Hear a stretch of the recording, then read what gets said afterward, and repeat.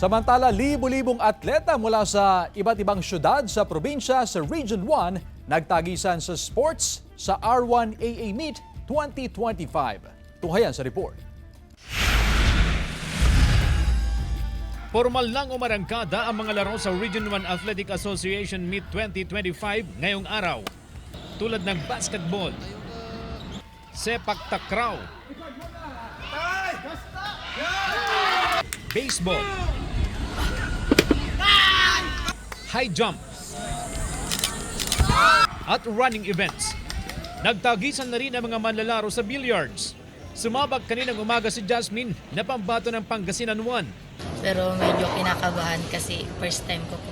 Pero gagawin ko po ang lahat. Duwa nga kompetisyon iti may ayam iso iti 8-ball tournament nga manarimaan nga ayaman dagiti ububing. Ken numalpas dato 8-ball tournament iso iti saruno tayo iti 9-ball tournament. Libo-libong atleta mula sa iba't ibang syudad at probinsya sa Region 1 ang kalahok sa R1AA Meet.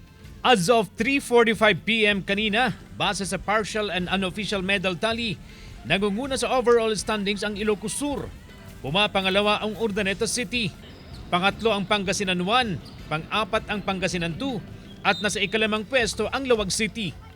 So far so good sir, sa ngayon ay wala naman po yung mga masasabi po natin na problema na nagaganap po sa ngayon. Wala pa naman pong nakakarating po sa atin. Pero tinitingnan pa rin po natin sir na magiging smooth po lahat ng nagaganap na competition. Dahil sa nararanasang init ng panahon, adjusted ang oras ng mga outdoor game. Inobserbahan kasi nila sir sa panay po ng athletics, ang talaga pong kasi na-observe nila na time dito ay mula alas 6 ng umaga hanggang alas 9. Nag-antabay naman ang medical team para sa kalusugan ng mga atleta. Magtatagal ang R1AA Meet hanggang sa Sabado, March 15. Kasama si Daryl Peralta, CJ Torida, One North, Central Luzon.